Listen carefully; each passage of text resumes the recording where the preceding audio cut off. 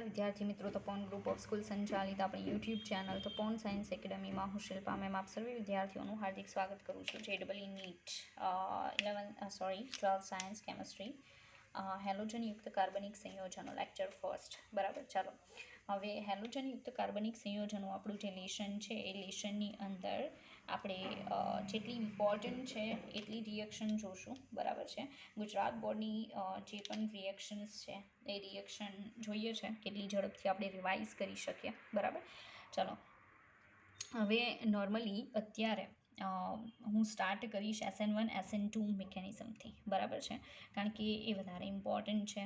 તો પહેલાં જ લેક્ચરમાં હું કેન્દ્રાનુરાગી વિસ્થાપન પ્રક્રિયાથી સ્ટાર્ટ કરીશ. બરાબર છે, કેન્દ્રાનુરાગી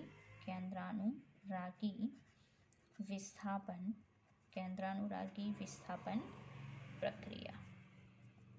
ઓકે, તો કેન્દ્રાનુરાગી વિસ્થાપન પ્રક્રિયા જે છે એમાં આપણે 2 ટાઈપ્સ સ્ટડી કરવાના છે. ઓકે, ફર્સ્ટ વન છે SN1 મિકેનિઝમ, સેકન્ડ છે SN2 મિકેનિઝમ. બરાબર છે, આનથી ચાલુ કરવાનું રીઝન એ છે કે તમને એક્ઝામની અંદર ઘણી વાર આને લઈને ક્વેશ્ચન પૂછશે. એટલે જરૂરી નથી કે hello alkane, hello arene compounds જે છે બરાબર છે એની અંદર જ તમને ખાલી આ પૂછાઈ શકે. તો ઘણી બધી બીજી રિએક્શન્સ છે, લાઈક જે પણ કેન્દ્રાનુરાગી વિસ્થાપન પ્રક્રિયા છે એમાંની SN1 હોઈ શકે ઓર SN2 હોઈ શકે. ઓકે, તો મારું કહેવાનું એમ છે કે બંને વચ્ચે પહેલાં તો ડિફરન્સ શું છે ને એ કહી દઉં, SN1 અને SN2. બરાબર, હવે SN1 રિએક્શન છે એ 2 તબક્કામાં થાય છે. રેડી, ઊંધું યાદ રાખવાનું થાય. 2 છે ને 1 અને 1 છે ને 2. બરાબર, એટલે એક તબક્કામાં થાય.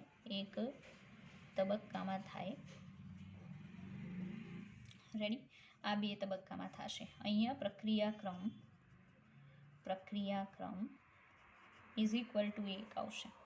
અહીંયા હવે પ્રક્રિયાક્રમ આવડવો જોઈએ. રેડી, પ્રક્રિયાક્રમ ઇઝ ઇક્વલ ટુ 2 આવશે. ઓકે, ચાલો હવે કહેવાનું એમ છે કે આ જે SN1 મિકેનિઝમ છે એમાં કાર્બોકેટાયન બને છે. રેડી, આ જે છે એમાં તમને સંક્રાંતિ અવસ્થા જોવા મળશે, મતલબ મધ્યવર્તી સંક્રાંતિ અવસ્થા જોવા મળશે.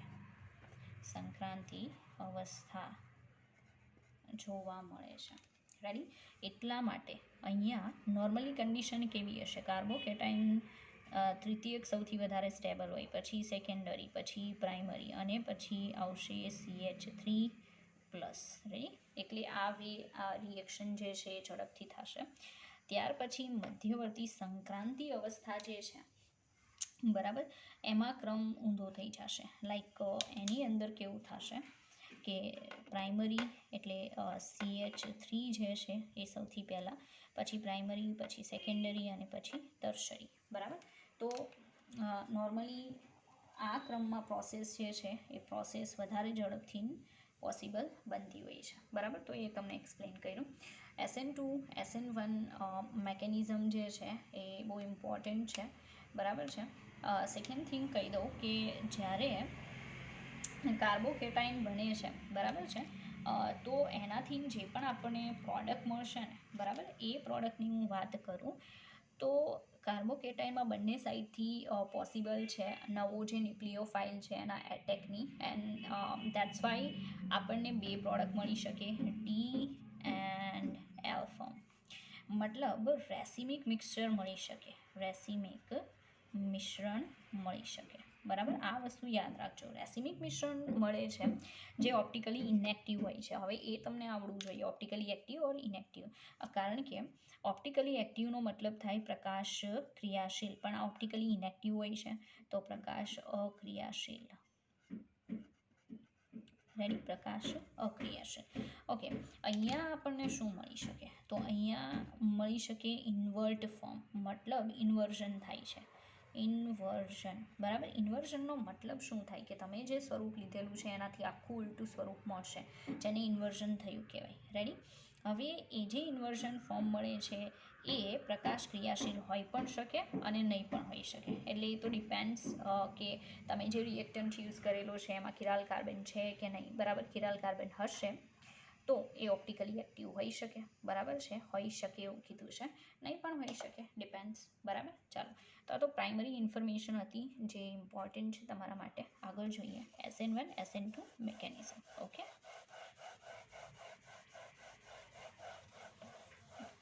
જો ચાલો ભાઈ, તો ફર્સ્ટ ઓફ ઓલ આપણે સ્ટાર્ટ કરશું SN2 મિકેનિઝમથી.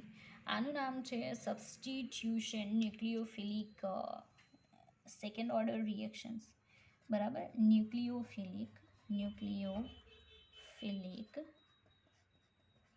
સબસ્ટિટ્યુશન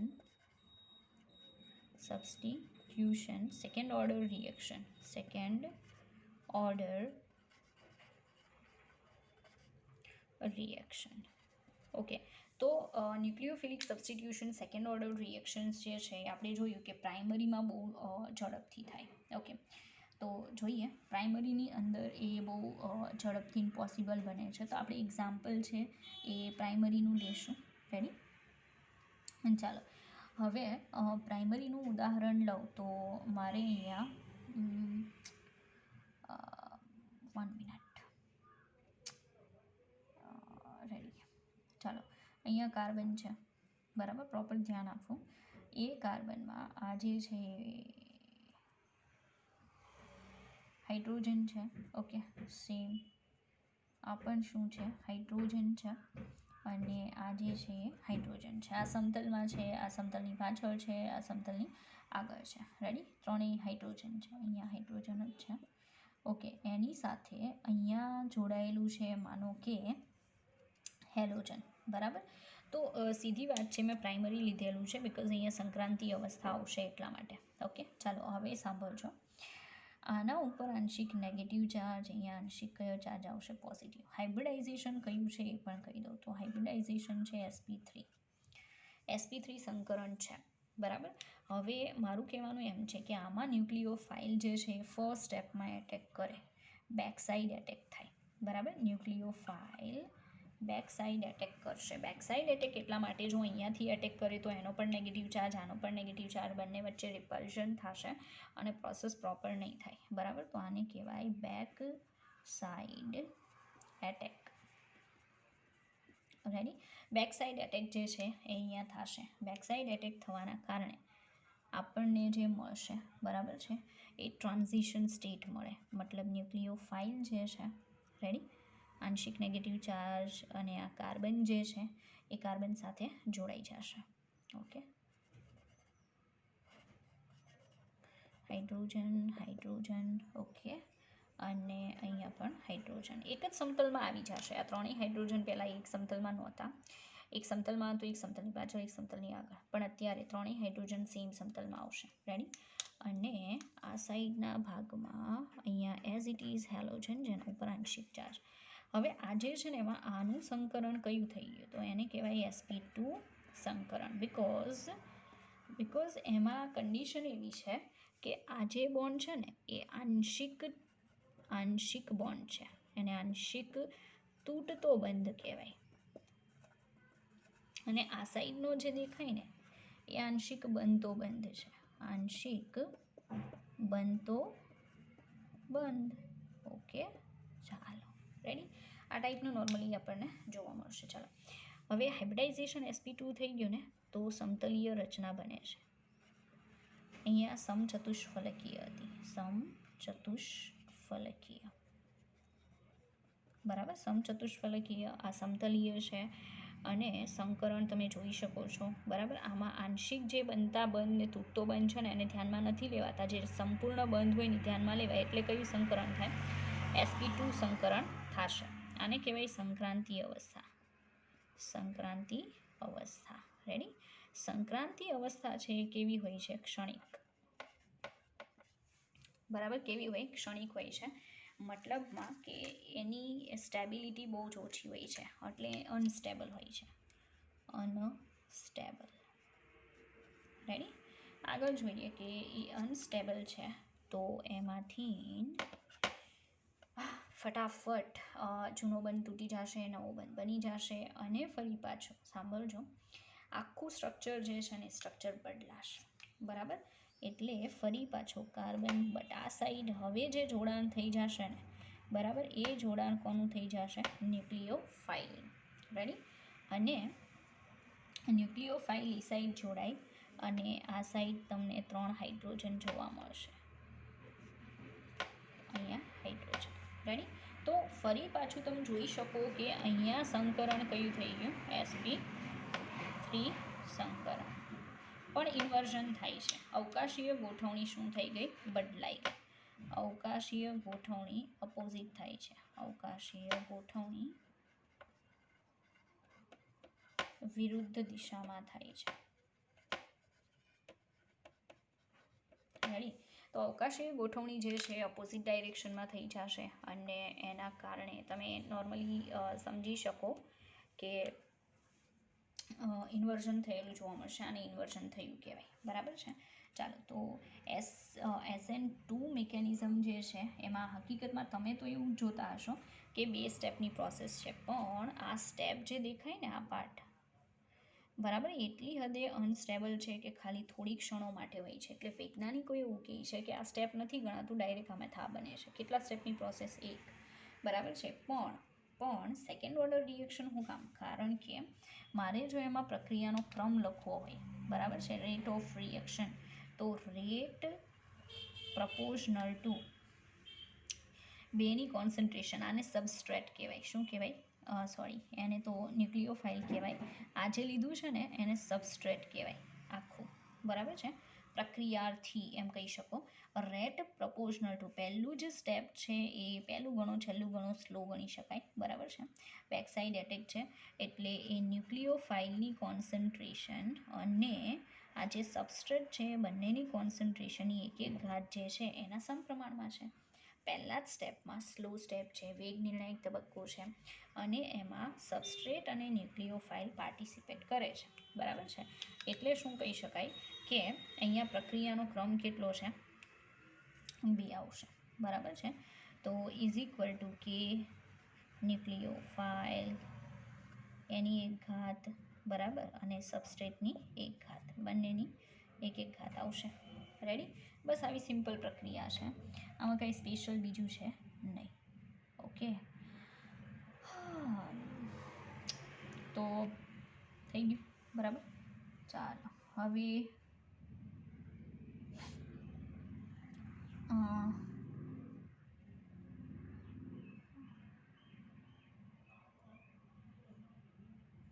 ઓકે, સાંભળો. હવે આ જે છે એ પ્રોસેસ તો તમને ખબર પડી ગઈ, આખું બધું કહી દીધું. બરાબર છે. હવે જોઈએ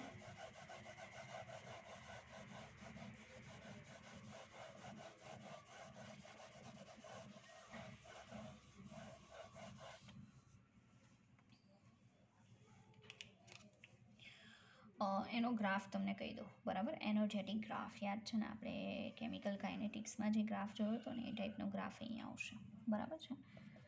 અહીંયા આવશે મુક્ત ઉર્જા, ફ્રી એનર્જી. બરાબર. મુક્ત ઉર્જા. અને અહીંયા આવશે પ્રક્રિયા અંશ, કે કેટલી રિએક્શન આગળ વધેલી છે એને પ્રક્રિયા અંશ કહેવાય. Progress of reaction. બરાબર. હવે એનો જો હું ગ્રાફ બનાવું, બરાબર છે, તો મને ગ્રાફ કયા ટાઈપનો મળશે, પણ એના માટે 1 મિનિટ.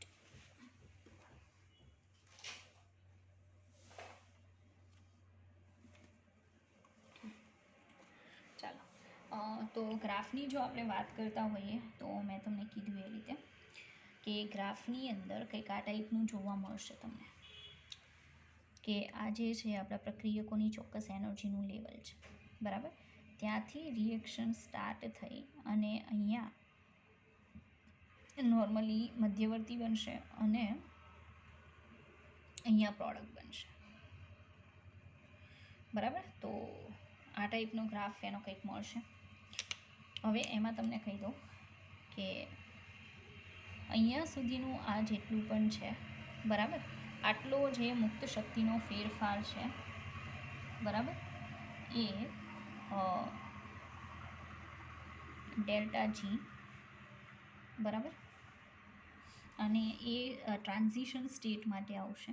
રેડી. અને આ જે આટલો એનર્જીનો ફેરફાર છે એ ડેલ્ટા G0 સ્ટાન્ડર્ડ. બરાબર. Difference in free energy between the reactant and the transition state. આને હું દર્શાવું આમ +2 ઉપર ++ બતાવી. રેડી? અને એ પણ કહી દઉં કે આ શું છે. તો જોઈ લો, આ જે મુક્ત શક્તિ ફેરફાર છે એ આવશે પ્રક્રિયકો અને સંક્રાંતિ અવસ્થા વચ્ચેનો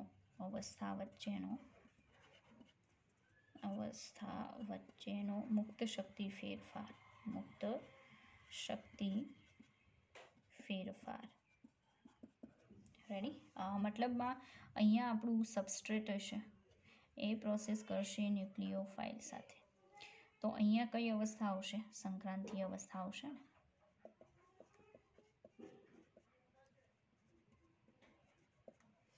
રેડી? ઓકે, ચાલો. આ જે છે શું આવશે? તો અહીંયા નિપજ બનશે. બરાબર? અહીંયા શું બની જશે? આપણી નિપજ બનશે. તો એ જોઈએ.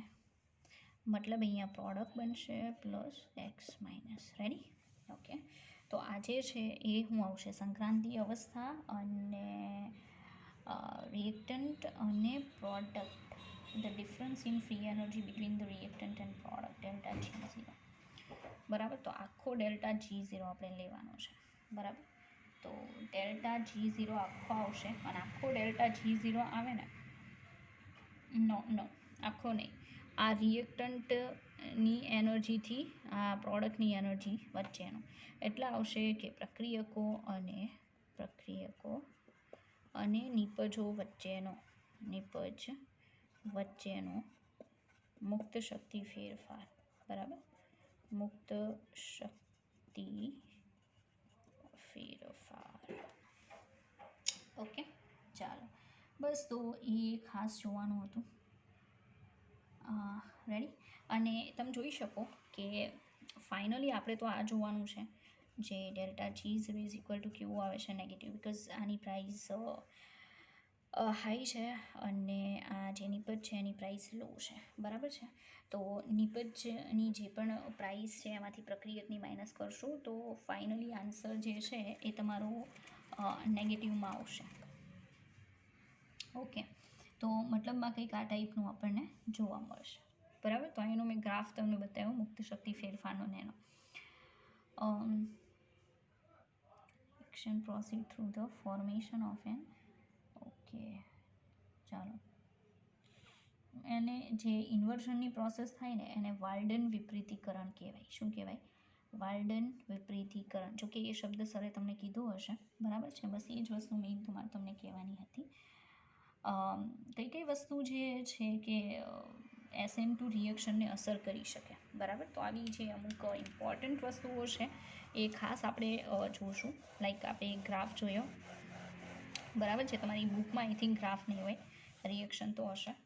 બરાબર? તો આપણે જોશું કે SN2 પ્રક્રિયાને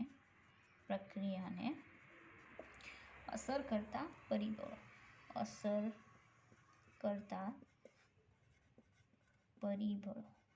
રેડી?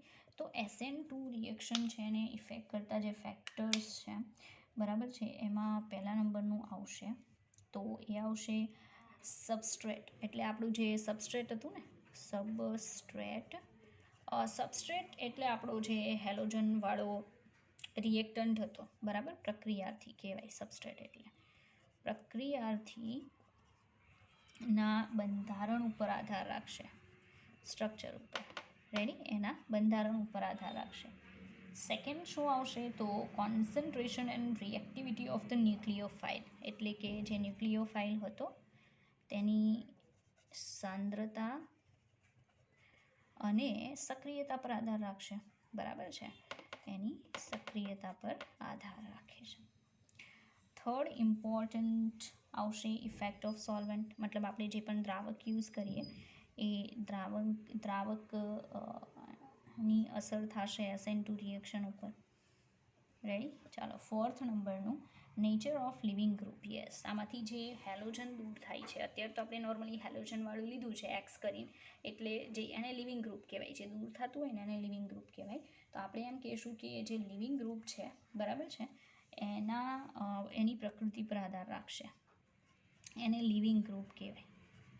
લિવિંગ સમૂહ, દૂર થતા સમૂહની પ્રકૃતિ પર આધાર રાખશે. તો આટલી બધી બાબતો છે કે જે SN2 મેકેનિઝમ છે એને એફેક્ટ કરે છે. રેડી? ચાલો, તો rates of reaction, SN2 reaction. ચાલો, તો આને ભૂલતા નહીં, કારણ કે ઇનકેસ થિયોરિટિકલ ક્વેશ્ચન એક્ઝામની અંદર ઓર્ગેનિકમાં આ ટાઈપનો પૂછાય તો તમને ખબર હોવી જોઈએ. બરાબર? ચાલો જોઈએ કે સબસ્ટ્રેટ આપણે કયા કયા ટાઈપનો લઈએ. બરાબર છે?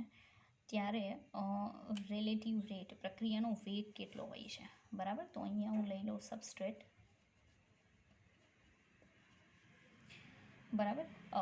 એનું એક ઉદાહરણ અને પ્રક્રિયા વેગ, SN2નો વેગ. બરાબર? ચાલો, તો ધ્યાન આપજો. નોર્મલી આપણને ખબર છે કે પ્રાઇમરી ઝડપથી આપે છે, તો હું અહીંયા લઈ લઉં મિથાઇલ, મતલબ સબસ્ટ્રેટની અંદર લઈ લઉં CH3X. બરાબર? Methyl halide. તો એ જે છે ને એનો વેગ છે SN2નો 30 રાખીએ, એટલે આંકડા વાઇઝ. બરાબર? કમ્પેરિઝન કરવાની છે. પ્રાઇમરી લઉં, પ્રાઇમરી એટલે માનો કે હું લઈ લઉં CH3, CH2 નેક્સ. બરાબર છે? તો એનો એક કહી શકાય. તો વિચારો કે આની સ્પીડ કેટલી હશે. મતલબ આપણે જો મિથાઇલ ગ્રુપવાળું કમ્પાઉન્ડ લઈ, એટલે કે CH3X લઈ અને પછી એની SN2 મેકેનિઝમ કરાવીએ છીએ, તો એ બહુ સ્પીડમાં થશે. આંકડો જુઓ 30 બતાવે છે. બરાબર છે? પ્રાઇમરી લઈને પ્રોસેસ કરીશ, કાર્બનની સંખ્યા વધારીશ, પ્રાઇમરી લઈને પ્રોસેસ કરીશ ને, તો એ જ પ્રોસેસની સ્પીડ જો વલણ કરતાં 29 ગણી ઘટી ગઈ. હવે સેકન્ડરી. બરાબર? હું સેકન્ડરી લઈને પ્રોસેસ કરાવું. સેકન્ડરી એટલે માનો કે હું CH3 ટ્વાઇસ CHX કરી નાખું. રેડી? તો થઈ જશે 0.02. સ્પીડ હજી ઘટી ગઈ. બરાબર? પછી નિયોપેન્ટાઇલ લઈ લો. બરાબર છે? નિયોપેન્ટાઇલ. ચાલો, નિયોપેન્ટાઇલ તો તમને ખબર જ હશે, CH3 CH3. અહીંયા પણ હજી એક CH3 આવશે. રેડી? અને ત્યાર પછી અહીંયા આ દૂર કરવું, CH2X. બરાબર? આ નિયોપેન્ટાઇલ છે. નિયોપેન્ટાઇલ લઈને પ્રોસેસ કરું તો 0.00001 થઈ જશે. રેડી? અને ટર્શરી લઈને પ્રોસેસ કરાવું છું. ટર્શરી એટલે CH3 3 ટાઈમ્સ CX, તો નિયરલી ઇક્વલ ટુ 0 થઈ જશે. બરાબર? તો મેં તમને એ પણ એક્સપ્લેન કર્યું કે SN2 રિએક્શન જે છે એ કોણ કેટલી સ્પીડમાં આપી શકે છે. બરાબર છે? દેન ચોક્કસથી તમે સમજી ગયા હશો કે ગ્રાફ શું છે. બરાબર? ગ્રાફમાં ΔG 0ની પ્રાઇસ જે છે એ SN2 રિએક્શન માટે નેગેટિવમાં આવે છે. બરાબર? અને બીજી ઇમ્પોર્ટન્ટ બાબત એ કે આ કઈ રીતે જોવા મળશે. ઓકે? ચાલો, હવે આગળ જોશું આપણે some common nucleophiles. Okay, moderate nucleophile, strong nucleophile, weak nucleophile. Okay, કેટલાક ન્યુક્લિયોફાઇલ્સ છે. બરાબર છે? એ ન્યુક્લિયોફાઇલ સાથે સાથે તમને કહી દઉં છું. બરાબર? અને એ કોણ વધારે સારું ન્યુક્લિયોફાઇલ છે ને એવું બધું કહી દઉં છું, એટલે તમને ખ્યાલ રહેશે. બરાબર? ચાલો જુઓ. ન્યુક્લિયોફાઇલ એટલે તમને ખબર જ હશે ને. બરાબર? કે some common nucleophile listed in decreasing order of nucleophilicity and hydroxylic solvent. Hydroxylic solvent હોય, બરાબર છે, એની અંદર વાત છે. ચાલો, તો ડિક્રીઝિંગ ઓર્ડરમાં આપું છું. બરાબર? બને તો યાદ રાખજો, કારણ કે ઇમ્પોર્ટન્ટ છે, એક્ઝામમાં કામમાં આવશે. ન્યુક્લિયોફાઇલ આપણે યાદ છે ને, SN2 કરાવું કે SN1 કરાવું. SN1 તો એક્સપ્લેન કરવાની બાકી છે, પણ ન્યુક્લિયોફાઇલનું લિસ્ટ આપું છું. બરાબર છે? એ લિસ્ટમાં પહેલાં આપીશ સ્ટ્રોંગ ન્યુક્લિયોફાઇલ્સ. સ્ટ્રોંગ ન્યુક્લિયોફાઇલ્સ. બરાબર? તો સ્ટ્રોંગ ન્યુક્લિયોફાઇલ જેટલા છે એમાં એની ન્યુક્લિયોફિલિસિટી એટલે કે જે કેન્દ્રાનુરાગિતા છે, બરાબર, એના ઉતરતા ક્રમમાં દર્શાવું છું. તો સૌથી પહેલાં CH3 CH2 3 ટાઈમ્સ P. બરાબર છે. આ જે છે એ સૌથી સ્ટ્રોંગ ન્યુક્લિયોફાઇલ છે, સ્ટ્રોંગ ન્યુક્લિયોફાઇલમાં. રેડી. એના પછી એસએચ. એસએચ એટલે આપણે જે રીતે ઓએચ આવે કે નહીં, બરાબર છે, એની જેમ એસએચ આવે, બરાબર, એ આવશે. એ સેકન્ડ નંબરનું. પછી આવશે આઈ માઇનસ. રેડી. એના પછી આવશે CH3 CH2NH, બરાબર. પછી CN માઇનસ. ઓકે, આ બધા સ્ટ્રોંગ ન્યુક્લિયોફાઇલ છે, ફટાફટ રિએક્શન આપી શકે એવા. ત્યાર પછી CH3 CH2 3 times N. Ready. એક આ છે. એના પછી આવશે OH માઇનસ. એના પછી CH3O માઇનસ. રેડી. ઓકે, તો આ જેટલા છે એ બધા સ્ટ્રોંગ ન્યુક્લિયોફાઇલ છે અને એની સિરીઝ મેં તમને આપી. આ તમારે યાદ રાખવું પડશે. એનું રીઝન છે એક્ઝામની અંદર આમાંથી પણ પૂછાઈ શકે, કાંઈ નક્કી હોતું નથી, બરાબર છે, એટલા માટે. ચાલો, હવે મોડરેટ ન્યુક્લિયોફાઇલ એટલે મધ્યમ ન્યુક્લિયોફાઇલ, મધ્યમ કેન્દ્રાનુરાગીઓ, બરાબર. તો મધ્યમ કેન્દ્રાનુરાગીઓ છે એમાં કયા આવશે એ પણ લાઈનમાં કહું. પહેલું Br માઇનસ. રેડી. સેકન્ડ નંબરનું આવશે અમોનિયા. એના પછી CH3 twice S. CH3 twice S. Ready. પછી Cl માઇનસ. ત્યાર પછી ACO માઇનસ. ACO માઇનસ એટલે હું CH3 COO માઇનસ, બરાબર, એ રીતે. તો આટલા જે છે એ મધ્યમ પ્રકારના ન્યુક્લિયોફાઇલ આવશે. હવે પછી જે કહું છું એ એકદમ નિર્બળ ન્યુક્લિયોફાઇલ આવશે. નિર્બળ કેન્દ્રાનુરાગીઓ. નિર્બળ કેન્દ્રાનુરાગીઓ. ચાલો, નિર્બળ કેન્દ્રાનુરાગીઓમાં F માઇનસ, ધેન H2O અને લાસ્ટમાં CH3OH. ચાલો, તો મેં કેન્દ્રાનુરાગીઓ છે એનું લિસ્ટ પણ તમને આપી દીધું, બરાબર છે. તો આને તમારે બને તો યાદ રાખવાની ટ્રાય કરવાની, કારણ કે મેં પહેલાં પણ કીધું કે આ ઇમ્પોર્ટન્ટ છે. રેડી. તો ફરી પાછું કહી દઉં, સ્ટ્રોંગ ન્યુક્લિયોફાઇલ આ ક્રમમાં આવશે, મધ્યમ ન્યુક્લિયોફાઇલ અને નિર્બળ કેન્દ્રાનુરાગીઓ. રેડી. ઓકે, ચાલો. હવે મેકેનિઝમ જે છે, બરાબર છે,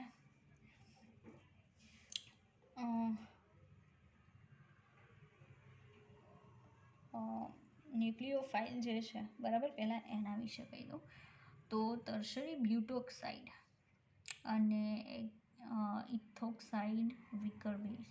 stronger base yet weaker nucleophile can not approach. Okay, જો આમાં કન્ડિશન એવી છે કે કોઈ સ્ટ્રોંગ બેઝ હોય તેમ છતાંય વીક ન્યુક્લિયોફાઇલ હોઈ શકે અવકાશી અવરોધના કારણે. એ જ રીતે કોઈક વીક બેઝ હોય ને તો પણ એ સ્ટ્રોંગ ન્યુક્લિયોફાઇલ હોઈ શકે, કારણ કે એમાં અવકાશી અવરોધ ના હોય, બરાબર છે. તો એ એક વસ્તુ યાદ રાખવાની, બરાબર. હવે શીખવાડું છું તો બધું કહી દો,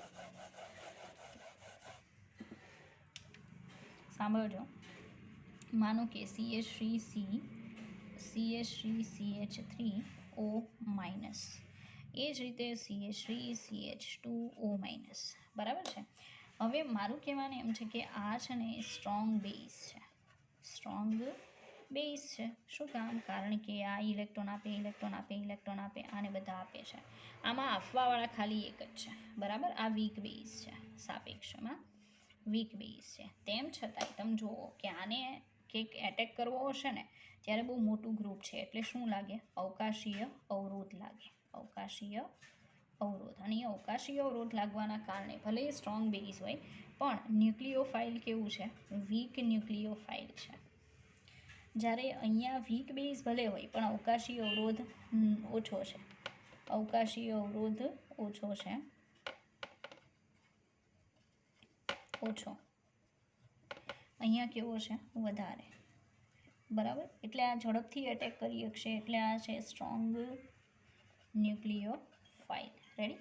તો આ રીતે અવકાશી અવરોધ પણ મેટર કરે છે ન્યુક્લિયોફાઇલ જે છે એની રિએક્ટિવિટી જે છે એ ડિસાઇડ કરવામાં, બરાબર. તો એક આ બાબત ઇમ્પોર્ટન્ટ હતી જે આપણે જોઈ લીધી. ઓકે, આગળ વધીએ. ચાલો, આગળ આપણે જોશું કે ઇફેક્ટ ઓફ સોલ્વન્ટ, બરાબર છે, બે સોલ્વન્ટ આવે, એકને કહેવાય પોલાર પ્રોટિક સોલ્વન્ટ અને બીજાને કહેવાય પોલાર એપ્રોટિક સોલ્વન્ટ, બરાબર.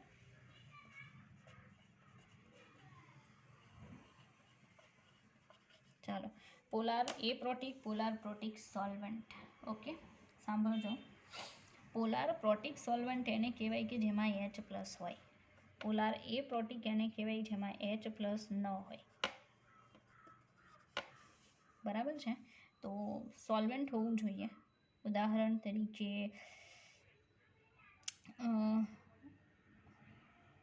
સોલ્વન્ટ, તો એવા ઘણા બધા સોલ્વન્ટ છે, લાઈક માનો કે ઇથર લઈ લો. ઇથરને આપણે બહુ સોલ્વન્ટ તરીકે યુઝ કરીએ છીએ. માનો કે CH3OCH3, બરાબર, ડાયમિથાઇલ ઇથર છે, પણ એમાં હાઇડ્રોજન H+ નથી, ધ્રુવીય છે, તો એ પોલાર એપ્રોટિક સોલ્વન્ટમાં આવે, કારણ કે એની પાસે H+ નથી. હવે પોલાર પ્રોટિક સોલ્વન્ટની વાત કરું તો HCl, બરાબર છે, HCl, બિકોઝ એની પાસે H+ છે અને એ ધ્રુવીય પણ છે. રેડી?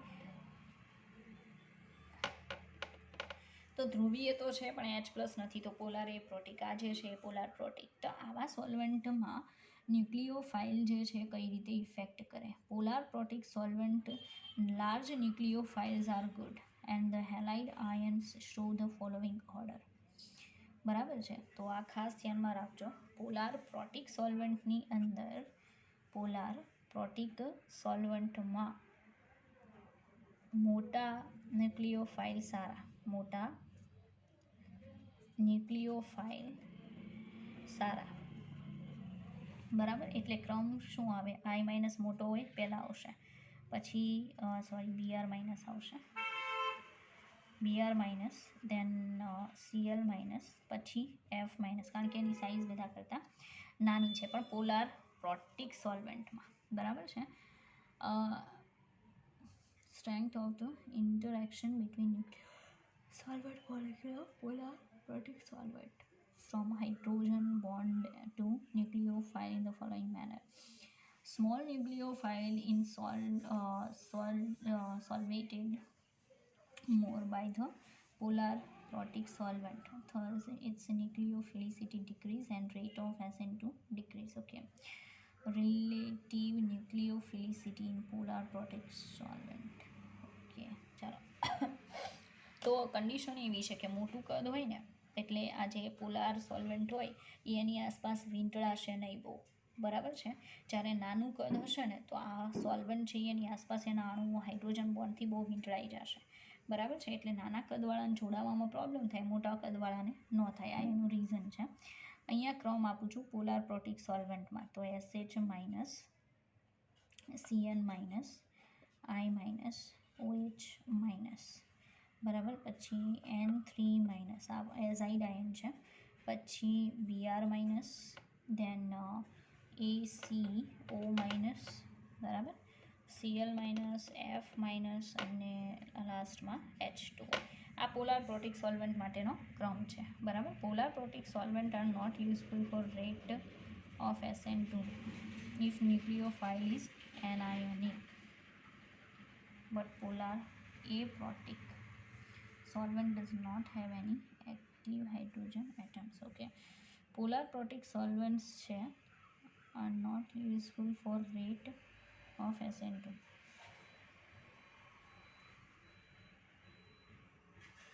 ઓકે, આ વસ્તુ ધ્યાનમાં રાખજો કે પોલાર પ્રોટિક સોલ્વન્ટ છે ને એ બને ત્યાં સુધી SN2 માટે યુઝ નથી થતા, માટે ઉપયોગી નથી, બરાબર, ઉપયોગી નથી.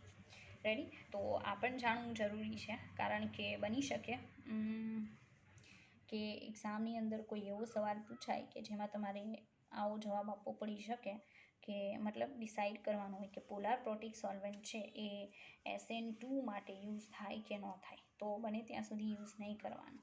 રેડી? એવી રીતે. ચાલો, હવે બીજું જોઈએ. તો પોલાર પ્રોટિકને કેન્સલ કરું છું. હવે વારો આવશે પોલાર એપ્રોટિકનો. બરાબર. પોલાર એપ્રોટિક સોલ્વન્ટની અંદર બીજા પણ એક્ઝામ્પલ આપું. બરાબર, બહુ ઇમ્પોર્ટન્ટ એક્ઝામ્પલ છે જે તમે જોશો. પોલાર એપ્રોટિક સોલ્વન્ટના ઉદાહરણની અંદર ડાયમિથાઇલ ફોર્મેમાઇડ, આ નામ યાદ રાખજો, dimethyl formamide. Ready? N CH3 twice, આ એનું ફોર્મ્યુલા છે. રેડી? કે ડાયમિથાઇલ ફોર્મેમાઇડ, બરાબર છે, ફોર્મેમાઇડ આલ્ડીહાઇડ ગ્રુપ CHO એમાઇન હશે, બરાબર, પણ એના 2 હાઇડ્રોજનનું CH3 વડે વિસ્થાપન. તો આમાં જુઓ તો પોલારિટી તો છે પણ હાઇડ્રોજન નથી એની પાસે જે આપી શકે. રેડી? OH, એવો H હોવો જોઈએ. બીજા નંબરનું છે ડાયમિથાઇલ સલ્ફોક્સાઇડ, આ પણ એક સારું સોલ્વન્ટ છે. ડાયમિથાઇલ સલ્ફોક્સાઇડ, તો ડાયમિથાઇલ સલ્ફોક્સાઇડ પણ પોલાર છે પણ હાઇડ્રોજન નથી. બરાબર છે. બીજું એક પણ છે, સારું છે, CH3C double bond O. Ready? એમાં NCH3 ટ્વાઇસ. રેડી? આનું નામ છે ડાયમિથાઇલ એમાઇન, ડાયમિથાઇલ, બરાબર, એમાઇન. તો આ જે છે એ પણ પોલાર એપ્રોટિક સોલ્વન્ટનું એક એક્ઝામ્પલ છે, કારણ કે એની પાસે પણ હાઇડ્રોજન નથી. બરાબર. તો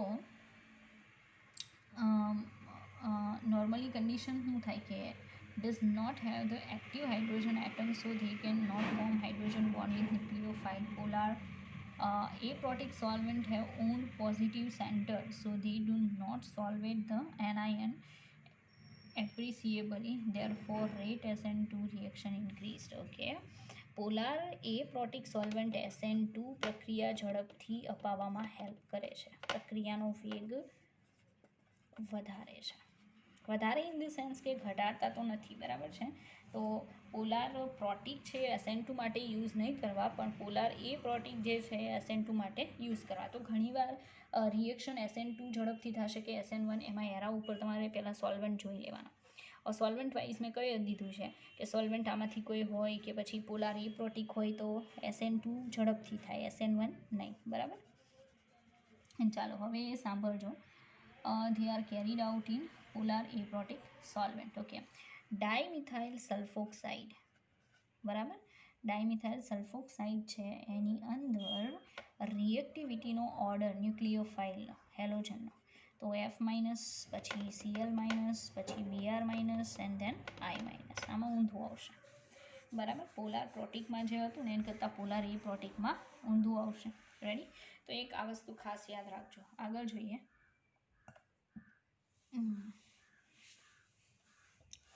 તો SN2 રિએક્શનને લઈને આપણે બહુ બધી વસ્તુ જોઈ લીધી ડીપમાં, જે તમને ઘણા બધા MCQ સોલ્વ કરવામાં હેલ્પ કરી દેશે. બરાબર. પણ મારો ચોપડો લઈને તમારે હારે રાખીને પછી સોલ્વ કરવા પડશે, એવી રીતે.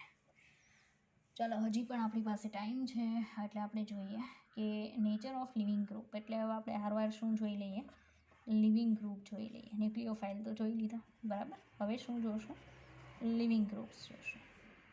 લિવિંગ ગ્રુપ એટલે ઓલા જે દૂર થતા સમૂહ છે ને, એટલે આપણે જે કમ્પાઉન્ડ લઈએ છીએ સબસ્ટ્રેટ, એમાં જે પહેલેથી જોડાયેલો હોય કે જે રિએક્શન થઈને પછી દૂર થઈ જશે, એને લિવિંગ ગ્રુપ કહેવાય. એ લિવિંગ ગ્રુપ ફટાફટ દૂર થઈ જતું હોય તો ચોક્કસથી પ્રક્રિયાનો વેગ શું થઈ જાય? વધે. ઓકે, બેસ્ટ લિવિંગ ગ્રુપ એને કહેવાય કે એના ગયા પછી જે આયન બને છે ને, બરાબર છે, એ આયન બહુ સ્ટેબલ હોવો જોઈએ.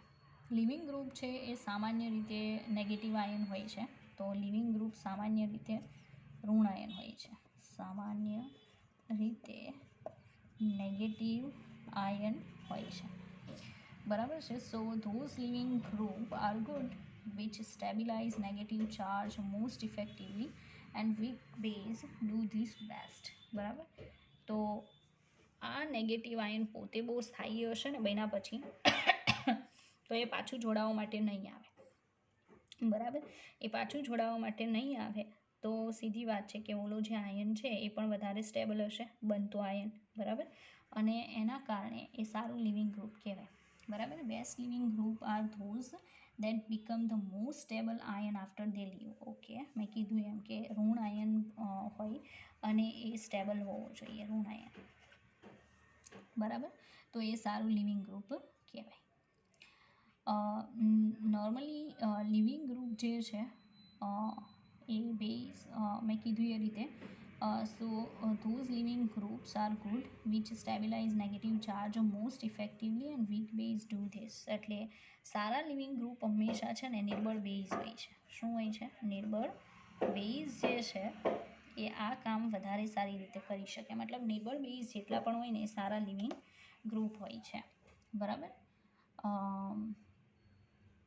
So weaker bases are good living groups. Good living group phase stabilize the transition state. એ તો મેં કીધું કે પોતે સ્ટેબલ થશે તો જે મધ્યવર્તી અવસ્થા બની છે એને પણ એ શું બનાવી દેશે? સ્ટેબલ. કારણ કે એની યારે પાછા જોડાવા માટે જશે નહીં. બરાબર. એટલે આ જે સારા લિવિંગ ગ્રુપ હોય એ મધ્યવર્તી સંક્રાંતિ અવસ્થાને વધુ સ્થાયી કરે છે, વધુ સ્થાયી બનાવે છે. અને જેટલું એ સ્થાયી બનશે ને એટલી નિપજ છે એ વધારે સ્ટેબલ મળશે. Lower its order of living free energy of activation and thereby increase the rate of reaction. બીજું કે એના કારણે એની જે ડેલ્ટા G0ની પ્રાઇસ છે એ લો થાય, મતલબ નેગેટિવ તરફ જાય અને પ્રક્રિયા વેગ શું થાય? વધે. બરાબર. તો આટલી બધી ઇન્ફોર્મેશન તો બુકની અંદર નોર્મલી નહીં જોઈ હોય. બરાબર છે. પણ આપણે અહીંયા જોઈએ છે કે લિવિંગ ગ્રુપ જે છે એ સામાન્ય રીતે નેગેટિવ આયન તરીકે દૂર થાય અને જે બનતો નેગેટિવ આયન છે લિવિંગ ગ્રુપનો એ બહુ સ્ટેબલ હોવો જોઈએ. ખાસ કરીને જ્યારે નિર્બળ બેઝ હોય ને ત્યારે બહુ સ્ટેબલ હોય. એ પોતે સ્ટેબલ હશે ને તો ઓલું જેને છોડીને આવ્યું હોય એમાંથી જે મધ્યવર્તી અવસ્થા બનશે અથવા સંક્રાંતિ અવસ્થા એ વધારે સ્થાયી બનશે, જેના કારણે ડેલ્ટા G0ની પ્રાઇસ લો થશે અને પ્રક્રિયાનો વેગ વધશે. રેડી? ચાલો હવે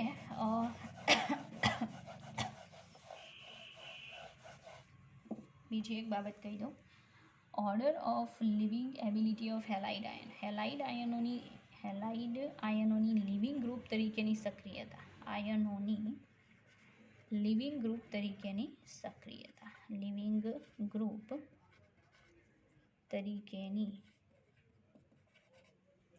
સક્રિયતા. બરાબર. તો હેલાઇડ આયનો છે એની લિવિંગ ગ્રુપ તરીકેની સક્રિયતામાં I- સૌથી સારું લિવિંગ ગ્રુપ, પછી Br-, then Cl- and then F-. Ready? ચાલો હવે અધર લિવિંગ ગ્રુપ્સ આર. બીજા કયા લિવિંગ ગ્રુપ્સ છે? અન્ય લિવિંગ ગ્રુપ્સ.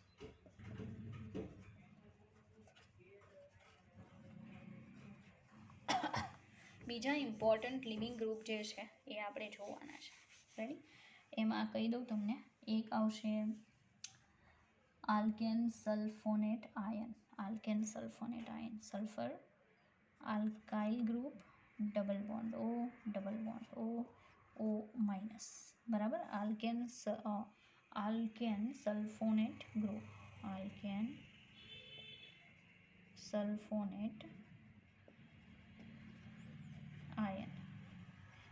સલ્ફોનેટ આયન એક લિવિંગ ગ્રુપ છે. બરાબર.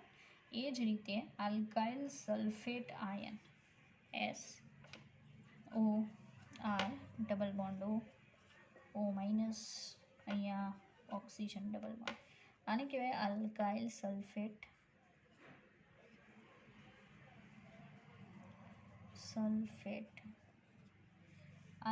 Sulphate ion. રેડી? અને બીજું છે ટોસાઇલેટ આયન. આ ટોસાઇલેટ આયન યાદ રાખજો, એક સારું લિવિંગ ગ્રુપ છે.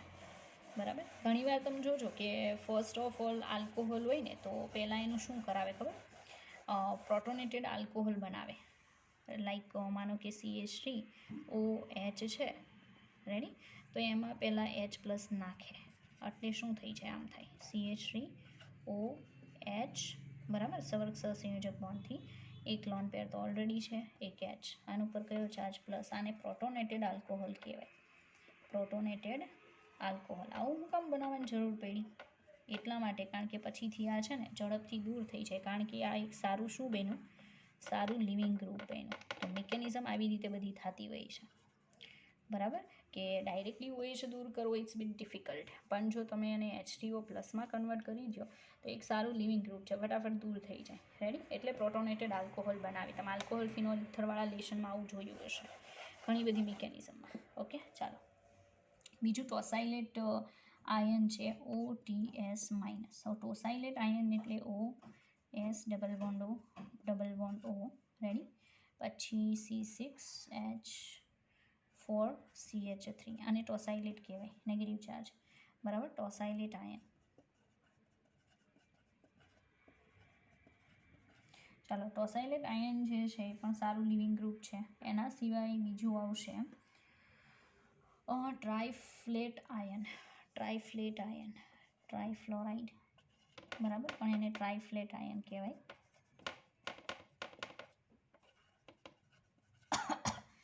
Super living group. કેવું છે? Super living group. Ready? Super living group છે. તો બરાબર, તો આ સારા નોર્મલી લિવિંગ ગ્રુપ જે છે એ તમને કીધા. બરાબર? હવે લિવિંગ ગ્રુપ જ આપણે આગળ જોશું, SN1 જોશું, અનાલિશનને આગળ વધારશું પણ નેક્સ્ટ વિડીયો લેક્ચરમાં.